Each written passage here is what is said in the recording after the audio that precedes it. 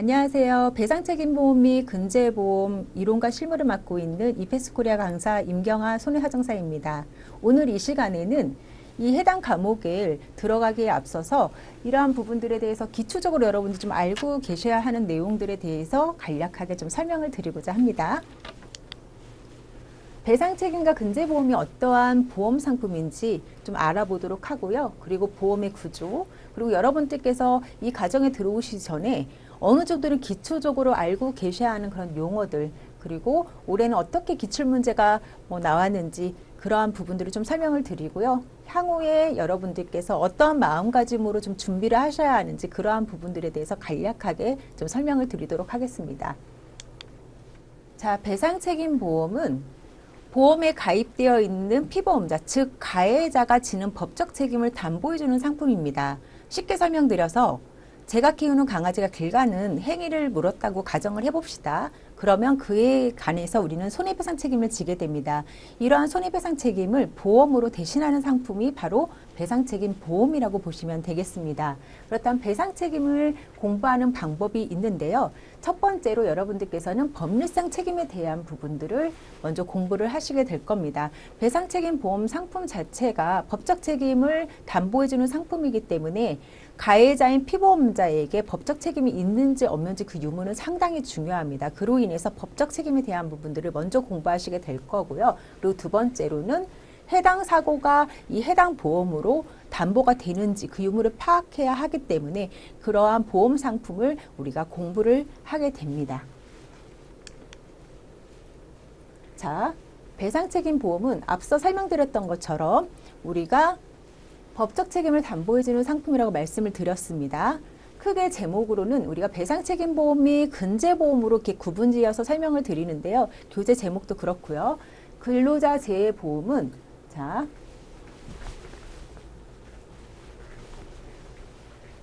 근로자 재해보험은 보험에 가입한 자가 사업주, 그리고 사고가 발생해서 손해를 입은 자가 우리가 근로자라고 생각을 하시면 되겠습니다. 그래서 사업주가 지는 법적 책임을 담보해 주는 것이 바로 근로자 재해보험이고, 이 또한 배상책임의 한 영역에 들어가지만 일반적인 배상책임보험과는 그런 법적 근거라든지 계산 방법이 좀 상이하기 때문에 구분을 지어 놓습니다. 그리고 여기 의무보험과 임의보험으로 이렇게 구분되어서 또 나눠졌는데요. 우리가 의무보험과 임의보험은 우리가 일반적인 배상책임 보험 상품이라고 생각을 하시면 됩니다. 다만 의무보험은 국가에서 법으로 지정해 놓고 반드시 이 보험은 가입해야 한다라고 정해놓은 그런 상품을 의무보험이라고 하고, 임의보험은 보험계약자의 그 선택에 의해서 그냥 가입할 수 있는 보험을 임의보험이라고 합니다. 그래서 향후에 우리는 의무보험, 임의보험, 근로자 재해보험 그 순으로 해서 공부를 하시게 될 겁니다. 사실 1년 동안 이러한 내용들을 전부 다 파악하는 것은 사실 쉽지가 않습니다. 그렇지만 여러분들께서 출제 빈도가 높은 그러한 내용들을 위주로 해서 열심히 공부를 하시면 동착도 가능하시겠죠.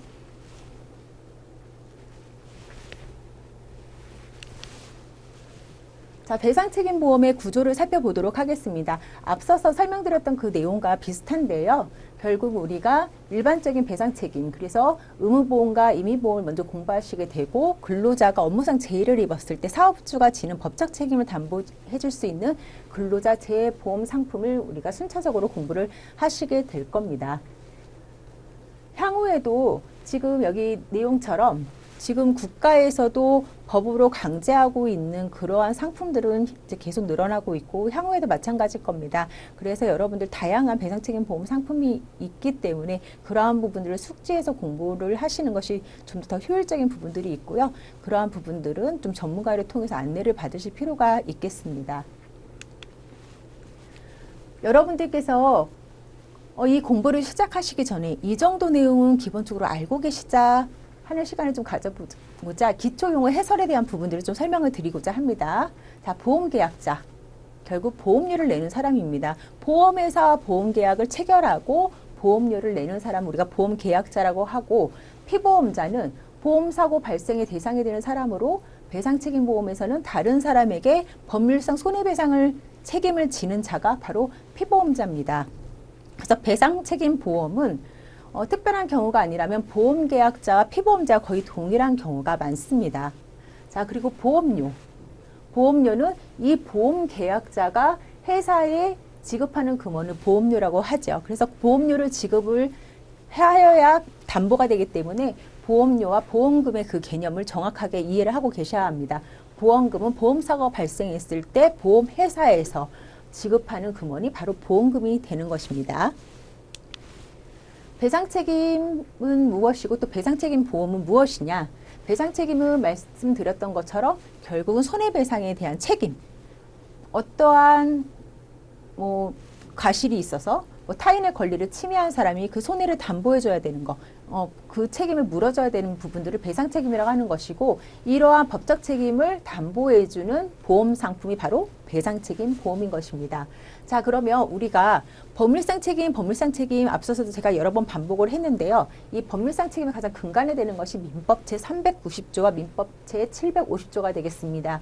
민법 제390조는 계약관계에서 이루어지는 그러한 법적 책임에 대한 부분들인 거고, 민법 제750조는 불특정 다수하고의 관계에서도 이루어질 수 있는 법률상 책임에 대한 부분들입니다. 그 정도의 차이만 좀 구분하셔서 여러분들께서 이해를 하시면 되겠습니다. 의무보험은 뭐고 임의보험은 무엇이냐? 이 부분 앞서서 설명드렸었죠. 가입을 강제하면 의무보험, 선택적으로 가입할 수 있는 자유의사에 의해서 가입 가능한 임의보험, 그리고 근로자 재해보험은 근로자가 업무상 재해를 입었을 때 그러한 책임을 담보해주고 그러한 사업주의 부담을 덜어줄 수 있는 상품이 바로 근로자 재해보장보험이라고 보시면 되겠습니다. 기출문제풀이 및 사례는 앞서서 설명드렸던 것처럼 우리가 의무보험, 임의보험, 근로자 재해보험으로 이렇게 구분지을 수 있는데요.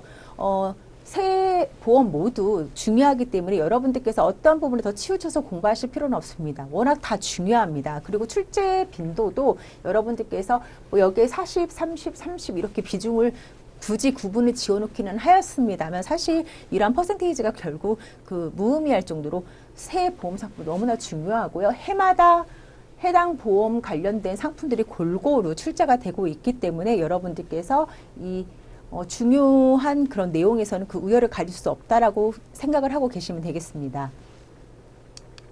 자, 기출문제풀이 및 사례에 관한 그런 내용들을 잠시 설명을 드리도록 하겠습니다. 2014년도 이후에 기존에는 약수 위주의 기출문제가 이제는 계산 위주의 형식으로 출제가 되었는데, 그렇다고 해서 계산 문제만 중요한 것이 아니라 계산 문제와 약술 문제가 유기적 관계로 이루어져 있기 때문에요. 그 모든 것들을 다 공부를 하셔야 하고요. 약술 내용이 기초가 돼야지 또 계산 문제를 풀 수 있기 때문에요. 약술이 중요하냐, 계산 문제가 중요하나 그런 부분들은 사실상 사실 그런 고민 대상은 되지 않을 것 같습니다. 그리고 무엇보다도 90분이라는 시간 안에 여러분들께서 시험을 치러야 하는데, 배상책임보험이 근제보험의 경우에는 90분 안에 풀기에는 상당히 많은 문항수와 그리고 고난이도의 문제들이 출제가 됩니다. 그래서 여러분들은 90분 안에 반드시 풀어내실 수 있도록 공부를 시작함과 동시에 답안을 작성하는 부분들도 훈련을 하셔야 된다라고 인지를 좀 하셔야 되겠습니다. 어떤 형식으로 출제가 되는지 한번 살펴보도록 하겠습니다. 2020년도 문제인데요. 근로자 재해보험입니다. 어떠한 사고가 발생을 했는지 그 사고 유형을 좀 설명을 드려놨지요.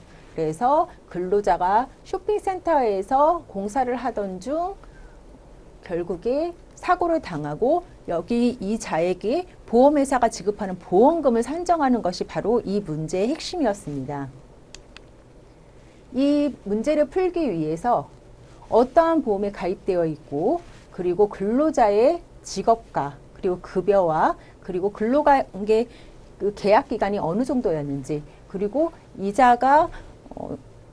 이자의 치료를 위해서 들어갔던 그런 비용들이라든지 이러한 내용들이 지문에 친절하게 기술이 되어 있습니다. 이러한 내용들을 토대로 해서 여러분들께서 손해액을 산정하시는 거고, 결국 결론적으로 보험자가 지급하는 보험금에 대한 그 액수를 산정하는 것이 여러분들께서 하시는 일이 되겠습니다. 그리고 이 문제에 대한 부분들이 바로 해설이 또 되겠죠.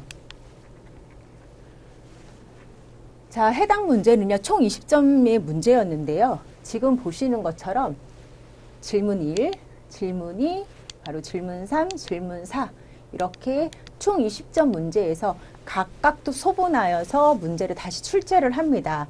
자, 이러한 부분들은 채점자에게는 채점을 용이하게 할 수 있는 그런 이점이 있긴 합니다만 수험생에게는 전체적인 그런 문항수보다도 더 많은 문항수가 이렇게 심적으로 와닿는 부분이기 때문에 더욱더 부담스러움을 줄 수 있는 그러한 부분들도 있습니다. 한번 그래도 보도록 할게요. 근로기준법에서 정하고 있는 요양의 범위 7가지를 기재하시오. 해당 법률에 관련된 그런 내용을 다 여러분들께서 숙제를 하고 계셔야만 풀 수 있었던 문제였습니다. 그리고 요양보상을 산정하시오. 그리고 휴업보상을 산정하시오. 각 계산 문제도 들어가 있지요. 그리고 장애보상을 산정하고 그 산출 과정을 기재하시오. 결국은 약술과 그리고 계산 문제가 유기적으로 다 섞여서 함께 출제되는 것으로 여러분들께서 이해를 하시면 되겠습니다. 네, 손해하정사라는 자격을 여러분들께서 도전하시기 전에 손해하정사라는 직업이 어떠한 일을 하는지 그 부분에 대해서 좀 더 살펴보고 알아보신 후 도전하시길 권합니다.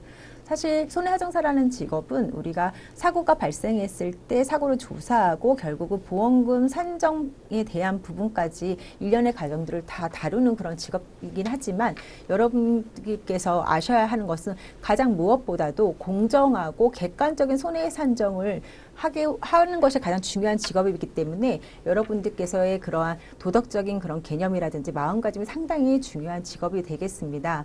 앞서서 사실 일련의 과정 여러 가지 과정들을 다 거쳐서 여러분들이 자격증을 취득하는 것도 사실 쉬운 부분은 아니지만 이러한 매력적인 직업을 여러분들께서 도전하시기 전에 이러한 마음가짐을 먼저 가지시고 이 자격증에 도전하셨으면 좋겠는 그런 마음을 짧게 조금 전달해 보고자 합니다. 자, 오늘 이 시간에는 이 과목에 그리고 이 자격증에 도전하시기 전에 여러분들께서 어떠한 마음으로 좀 준비하시고 이러한 기초적인 내용들은 알고 계시는 것이 좋겠다 하는 그런 마음으로 좀 준비를 해봤는데 도움이 되셨으면 좋겠습니다. 2023년도 손해하정을 준비하시고자 한다면 저희 이패스 코리아와 함께 해주시면 감사하겠습니다. 여러분의 건투를 빕니다. 감사합니다.